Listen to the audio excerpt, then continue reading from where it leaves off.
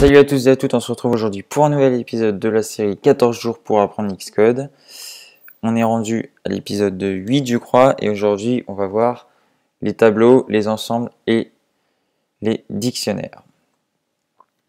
Donc on démarre, on crée un nouveau projet, Single View Application toujours, et je vais l'appeler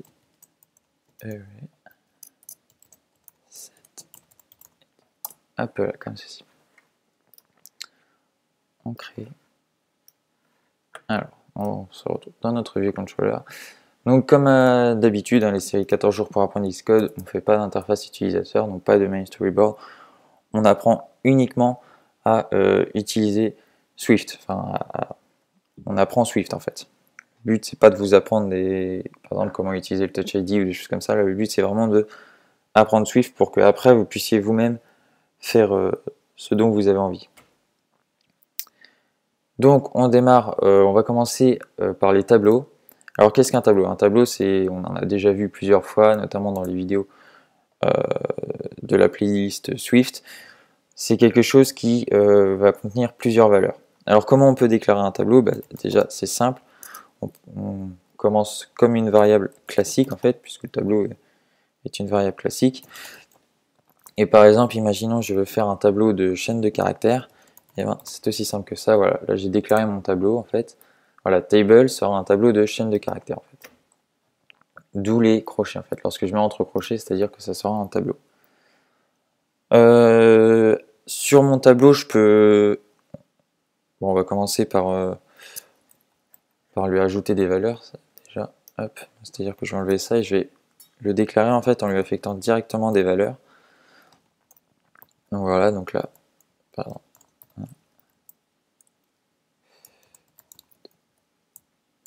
Voilà, comme ceci. Donc là, en fait, mon tableau contiendra directement les chaînes de caractères 1, 2 et 3. Donc ensuite, je vais pouvoir compter le nombre de valeurs que j'ai à l'intérieur en utilisant une petite propriété qui est count, comme ceci. Grâce à ça, en fait, je vais pouvoir, c'est-à-dire que là, en gros, ma console va m'afficher 3, puisque j'ai 3 valeurs à l'intérieur de mon tableau. Je peux également créer des tableaux d'une certaine taille, en fait, c'est-à-dire que au moment de la création, je dis que mon tableau, il va contenir, par exemple, 3 valeurs. Donc, par exemple, var.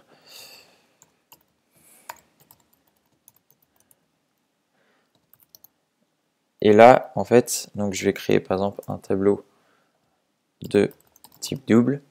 Donc, double, je rappelle, c'est des nombres à virgule. Et je lui passe l'attribut, voilà, comme ceci, hop, et là, par exemple, voilà, 3 valeurs. Et je vais mettre 0,5, par exemple. Donc, c'est-à-dire que là, mon tableau, en gros, ça sera comme si j'avais mis 0,5, 0,5, 0,5. Voilà, j'ai 3 valeurs, en fait. Alors.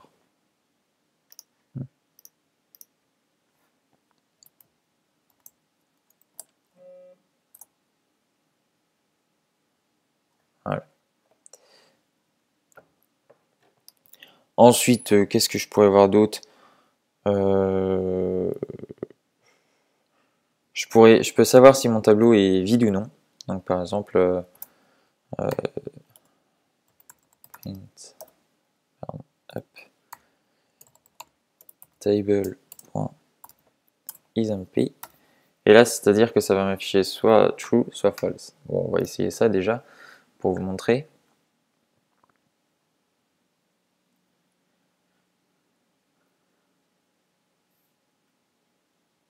Voilà. Donc là, je vois que j'ai bien mon table.count qui m'affiche bien 3, puisque j'ai bien 3 valeurs à l'intérieur, c'est-à-dire que si j'en rajoute une, il m'affichera 4. Et que lorsque je lui demande s'il est vide ou non, forcément, il m'affiche false, puisque j'ai 3 valeurs à l'intérieur. Ensuite, je peux ajouter des valeurs à mon tableau après sa définition, c'est-à-dire que je peux tout simplement faire un table.append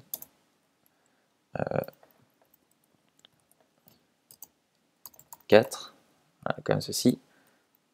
Et là ensuite, c'est-à-dire que si je fais un print pour connaître la taille de mon tableau, en fait, j'aurai bien 4 valeurs contenues dans mon tableau ensuite.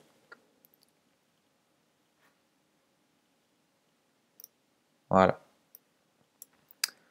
Ensuite, bon, il y a une autre façon de faire ça, hein, qui peut être également vue comme plus simple. Plus égal et hop, 5. Ce qui veut dire qu'en fait là, tout simplement, j'ajoute... Ah oui. Hop là. En fait là, le plus égal est un raccourci, je crois qu'on a déjà vu ça.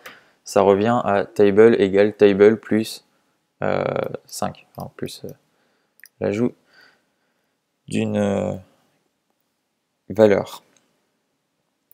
On peut également, un tableau, on peut récupérer les valeurs, bien évidemment, c'est plus simple. Donc je peux tout simplement faire un table en fait et récupérer la valeur à l'index 0. Ici, la valeur à l'index 0 vaudra 1, puisque vous savez, en informatique, on démarre en faisant 0, 1, 2, 3. Voilà, on ne commence pas par 1, mais par 0. C'est un petit piège à se souvenir, bon, c'est assez simple. Je peux également modifier une valeur, c'est-à-dire que si maintenant je fais table, table 0 égale 0,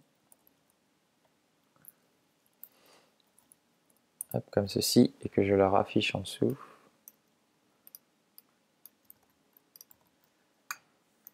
il va bien nous afficher d'abord 1, puis 0. Alors que là, on a un petit bug de couleur, je ne sais pas pourquoi ça fait ça. Voilà, on voit bien qu'il nous affiche 1 et ensuite 0, donc on a bien réussi à modifier la valeur. Je peux également insérer une valeur avec table.insert.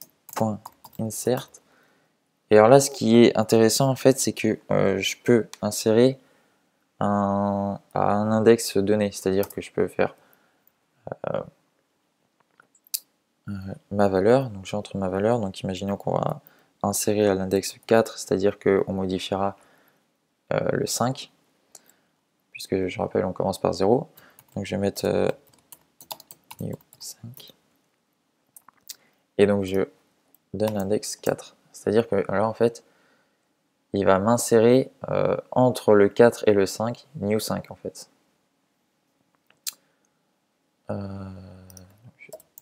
Hop. Ah.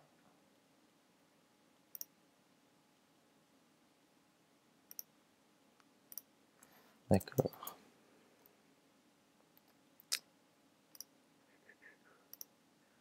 C'est quoi ce problème? Ok, bon, c'est pas grave.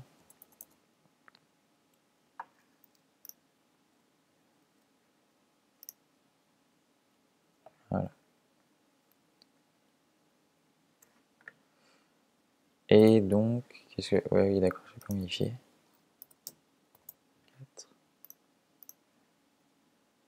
Voilà. Et donc là, il nous affiche bien new 5, donc il a bien ajouté une valeur. Donc je peux également supprimer une valeur à un index donné, c'est-à-dire que si maintenant je veux remove notre new 5, je peux faire table remove. Donc voilà, vous pouvez voir qu'il y a plusieurs remove. Et on va choisir remove at index. Et on va tout simplement sélectionner l'index 4. Alors cette méthode renvoie en fait l'attribut qui est supprimé, c'est-à-dire que si j'ai envie, je peux le stocker dans une variable en fait. C'est-à-dire que je peux faire var remove equals. Et donc là, il me renverra en fait l'attribut qu'il a supprimé. Ce qui n'est pas le cas de toutes les variables, enfin toutes les méthodes, il faut le savoir. Donc ça peut être pratique de des fois récupérer un attribut que l'on a supprimé.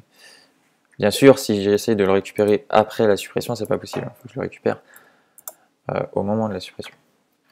Donc là, on voit qu'il nous a bien mis 5, donc il a bien supprimé le nouveau. Celui qu'on avait ajouté, donc new 5. Je pense qu'on a déjà vu une grande partie de l'utilisation des tableaux. Donc voilà, donc faut juste retenir en gros les méthodes principales qui vous serviront à coup sûr. Et qu'un tableau en fait ça contient des valeurs ordonnées, surtout qu'elles sont ordonnées, je veux dire, elles sont dans un ordre précis en fait. Parce que on va voir que c'est pas le cas pour toutes les possibilités de stockage.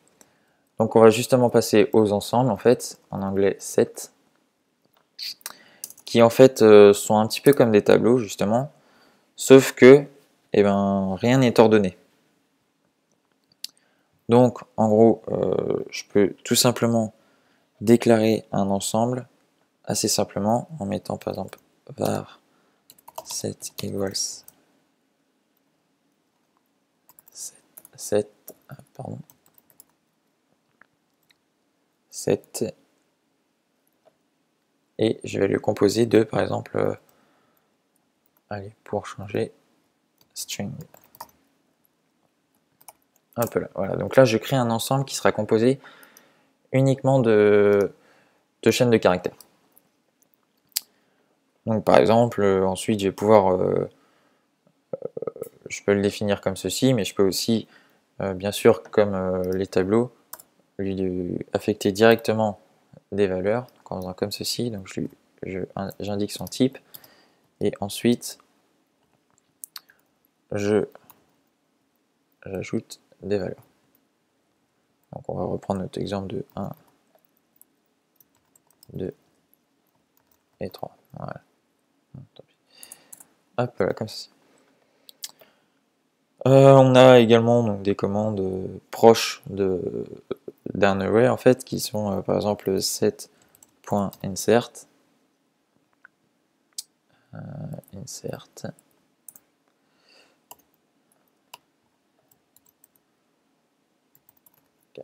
Voilà, comme ceci. Sauf que ici en fait, contrairement à un array où j'aurais pu par exemple insérer à l'index 3 pour qu'il prenne bien dans l'ordre, un set, je l'ai dit, c'est pas ordonné, c'est pas trié, donc en fait je vais pas pouvoir par exemple récupérer à l'index 0, donc récupérer cette valeur en fait. C'est-à-dire que bon, c'est vrai que c'est un peu débile en fait de stocker 1, 2, 3, 4, puisque vu que c'est pas ordonné, ça se trouve lui il le stocke de manière 2, 4, 1, 3 quoi. Donc c'est vrai que c'est un petit peu débile. Bon, je peux également remove, donc tout simplement en faisant point remove. Et alors là, je vais pas remove at index en fait, je vais remove par exemple 1. Il faut que je connaisse la valeur pour pouvoir le supprimer en fait. Là, il va me supprimer donc la première valeur que j'ai entrée.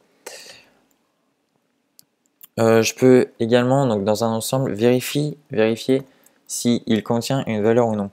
C'est-à-dire que maintenant, je vais pouvoir vérifier s'il contient, par exemple, 1. Et donc là, bien entendu, il me renverra false. Alors, hop là, comme ceci. On va afficher tout ça. Voilà. Donc il ne contient pas puisque je viens en effet de le supprimer. Donc vous voyez que je ne peux pas récupérer une valeur à un certain index. Par contre, je peux savoir s'il le contient, je peux en insérer, je peux en supprimer. Bon voilà. C'est des choses qui sont généralement utilisées voilà, pour par exemple si on veut stocker des jeux vidéo favoris, enfin, des informations sur un utilisateur ou des choses comme ça qui n'ont pas forcément la nécessité d'être triées. Donc maintenant, le gros avantage en fait de ces ensembles, c'est que je vais avoir des méthodes qui sont vraiment très utiles, c'est-à-dire qu'on va commencer par créer plusieurs ensembles en fait. Donc on va faire let set one. Hop, pardon, je vais juste le définir.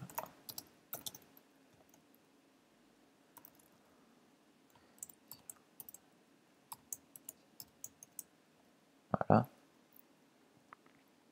On va créer. Alors pour vous montrer ça, je vais commencer par créer 3 ensembles qui contiennent des valeurs différentes. 0, 2, 4, 6, 8. Et ici, je vais mettre 2, 3, 5, 7.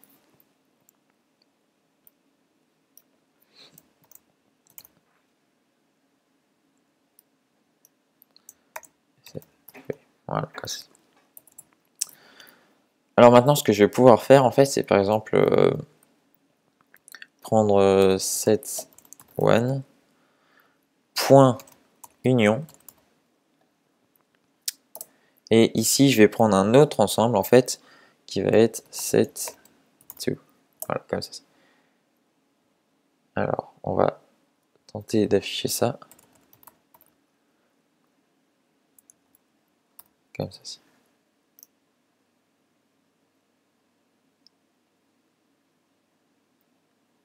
Et alors là, qu'est-ce qui va se passer en fait? Tout simplement, le point union en fait va m'afficher tout ce qui est contenu en gros dans les deux ensembles. Donc en fait, c'est une logique à comprendre. Je ne sais pas si vous avez fait des probabilités ou non, mais souvent on voit ça comme ceci en fait. C'est comme si j'avais deux cercles, donc mon ensemble set1 et mon ensemble set2, et que ici en fait il va réunir les deux dans, en gros, bon, là je pourrais affecter ça à une variable en fait. Ce qui veut dire qu'on remarque qu'il me réunit, il me donne le 8, le 2, sauf que le 2 il ne me le donne pas deux fois, parce qu'en réalité je l'ai deux fois, mais en gros il comprend que bah, forcément c'est la même valeur, et donc il me renvoie qu'une fois. Ensuite il me renvoie le 4 ici, le 6 que j'ai ici, le 0, le 1 et le 3, voilà. Et donc, on voit que c'est en aucun cas trié, c'est vraiment dans n'importe quel ordre, et qu'en fait, il va me faire l'union, tout simplement, des deux ensembles, des valeurs des deux ensembles, en fait. Donc, je peux faire un union, j'ai également d'autres possibilités, en fait, qui va être, par exemple, on va faire...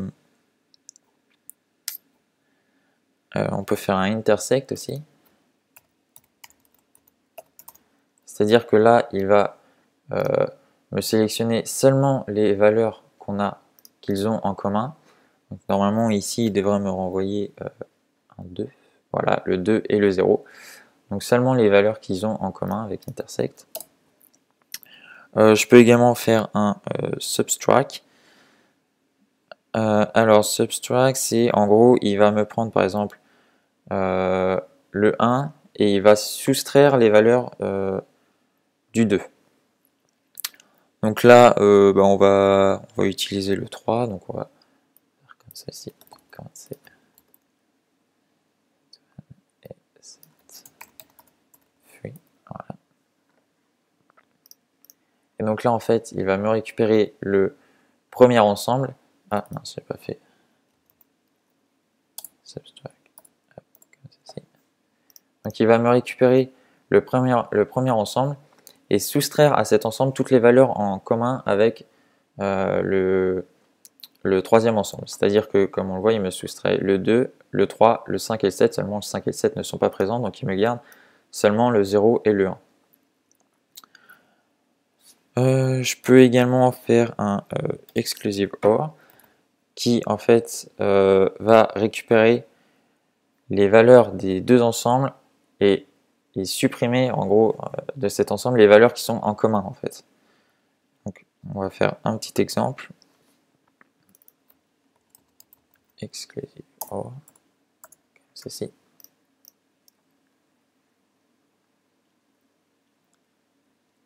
Donc là, on remarque qu'il me récupère, je suis avec le 1 et le 2.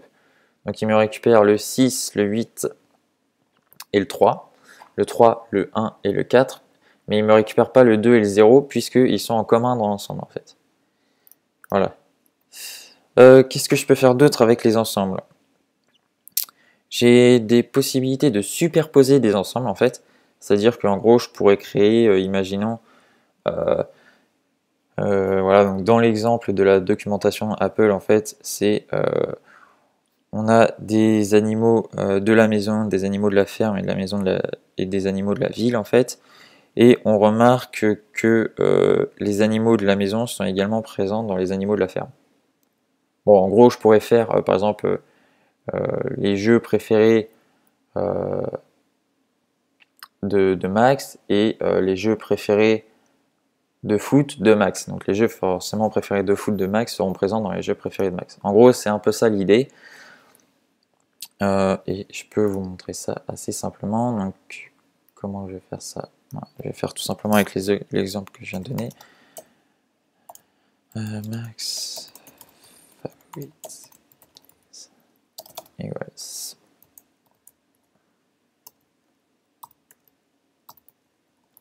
Alors, on va mettre Call of Duty. On va mettre FIFA. Et on va mettre Forza. Et donc forcément les jeux favoris de Max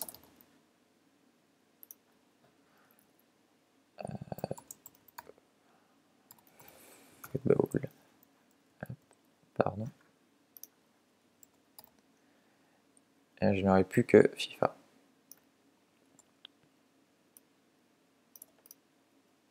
Comme ceci. Donc en gros là, qu'est-ce que je vais faire? Alors on va commencer en faisant un print pour afficher notre résultat. Alors on va prendre Max favorite games point is. Ah oui, mince, j'ai pas déclaré en 7, pardon.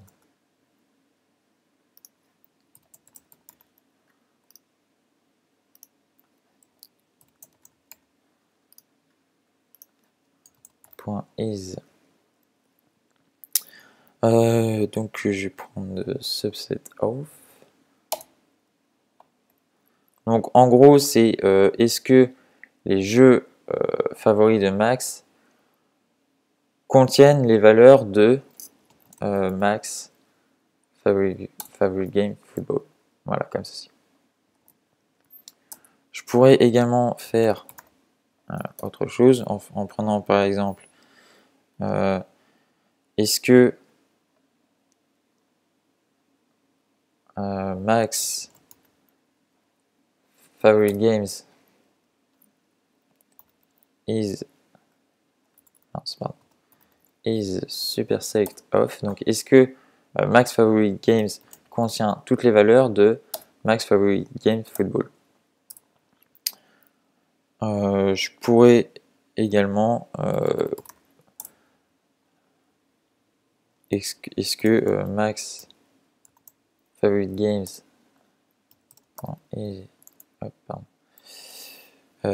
is Dijon with. Donc en gros, est-ce qu'il ne contient pas les valeurs de Max favorite game football? Donc théoriquement, on devait avoir true, true, false. Si je me trompe pas, alors non, false, true. En effet, en fait, c'est est-ce que les valeurs de Max favorite games sont présentes dans Max favorite game football? Donc sont présentes dans. Voilà, donc excusez-moi pour cette petite erreur. Ensuite, bah, ça va être tout pour les ensembles. Donc on va pouvoir voir maintenant les dictionnaires. Alors, donc en gros les ensembles, ce qu'il faut retenir, bah voilà, c'est que ça contient des valeurs un petit peu comme un tableau, sauf qu'elles ne sont pas triées, elles sont en gros mises en vrac, mais on peut faire des choses assez intéressantes avec, comme tout ce qu'on vient de voir, les superpositions, etc. Ensuite, on a les dictionnaires qui sont clairement une partie extrêmement importante qui, elles, en fait, vont stocker des données avec une clé, en fait, qui leur correspond. C'est-à-dire que je pourrais appeler la clé pour récupérer la valeur. Bon, ces données ne sont pas triées, mais en gros, de toute façon, on n'a pas besoin qu'elles soient triées vu qu'on les appelle avec leur clé. Donc, par exemple, je déclare ça en faisant var, alors, dans l'exemple de la documentation, de la documentation Apple, ils utilisent un dictionnaire des aéroports, equals par exemple, et là, je vais créer, hop, hop. Voilà, donc là en fait, on remarque que j'ai une nouvelle syntaxe qui en fait est composée de string, de point string, qui va être en fait la clé, donc key, et la value. Donc je peux par exemple mettre une clé int et une valeur string, hein. Ça c'est pas impossible. Je vais prendre par exemple fr, on va mettre Paris Roissy, et on va mettre USA, New York. Allez, hop, on va mettre ça. Je ne sais pas comment il s'appelle à New York. Donc ensuite, je vais pouvoir ajouter des aéroports tout simplement en mettant par exemple airports. Je rentre ici la clé à laquelle je veux ajouter une valeur. Donc par exemple LHR, je vais mettre égal London, comme ceci. Donc là j'ai ajouté une valeur à la clé LHR. Je peux donc forcément modifier une valeur exactement de la même façon. Hop, et par exemple là je rajoute comme ceci, je crois. Voilà. Voilà, comme ceci.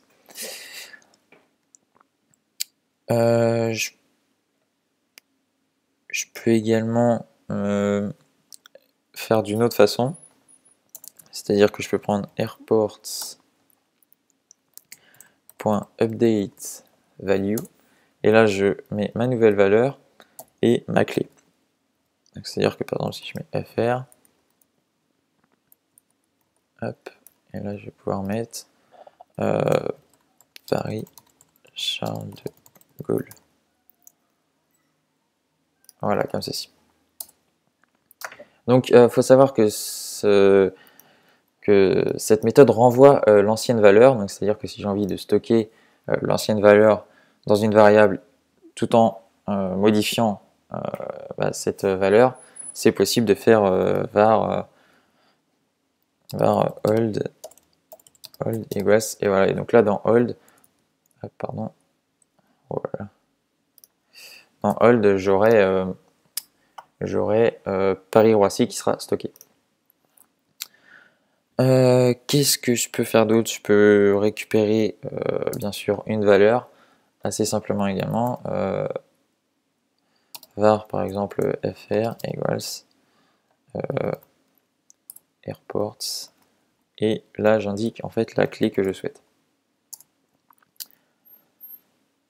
Je peux supprimer une valeur, donc airport par exemple, imaginons que maintenant que je l'ai stocké, je veux la supprimer. For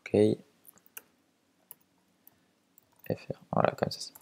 Donc là je supprime la valeur contenue, la valeur et la clé contenue dans mon dictionnaire pour la clé fr. Une autre chose qui est très intéressante avec les dictionnaires, c'est de pouvoir les parcourir. Bon, c'est également possible avec les tableaux et les ensembles, mais disons que avec les dictionnaires, c'est un petit peu plus utile puisqu'on peut avoir accès à la clé et à la valeur. C'est les parcourir avec une boucle for. Donc par exemple, key et value, hop, in airports. Donc voilà, donc pour toutes les valeurs présentes dans airports, je vais récupérer la clé et la valeur, et je vais pouvoir afficher par exemple print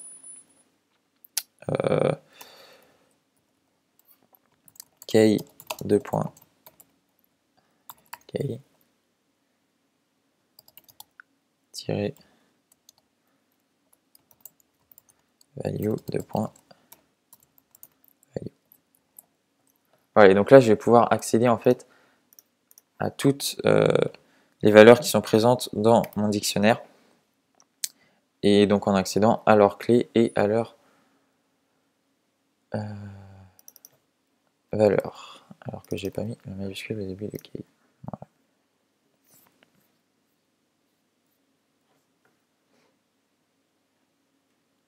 Voilà. Et donc voilà, on remarque qu'il ne me reste plus que deux valeurs. Enfin voilà, forcément j'ai supprimé FR, donc il me garde la valeur de Londres et de New York. Je peux également y accéder autrement en faisant je peux accéder en fait à toutes les clés qui sont disponibles en faisant un petit print airport.case et je peux également print airport.valued. Et donc là en fait j'accède à toutes les clés qui sont stockées dans mon dictionnaire et à toutes les valeurs stockées dans mon dictionnaire. Et alors voilà, et donc là on voit que non.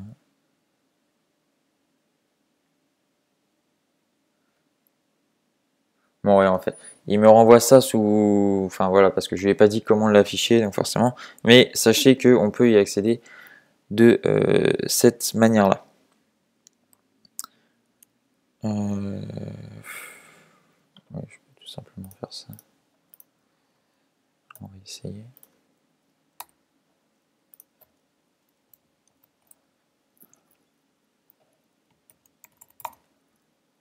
Mince. Comme ceci. Est-ce que ça va fonctionner?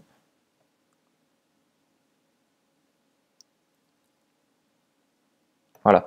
Et donc là, en fait, je lui dis que je veux qu'il me les affiche sous la forme d'un tableau de string. Et donc on voit qu'il me renvoie les clés sous forme d'un tableau de string. Et donc il me renvoie toutes les clés. Donc ça, forcément, bien sûr, je peux le stocker dans une variable. Et donc récupérer toutes les clés qui sont disponibles dans mon dictionnaire. Ça sera tout pour les dictionnaires. Et donc ça sera tout pour cette vidéo, puisqu'on a vu toutes les possibilités, je dirais, de stockage multiples, enfin on a multiples valeurs dans une seule variable.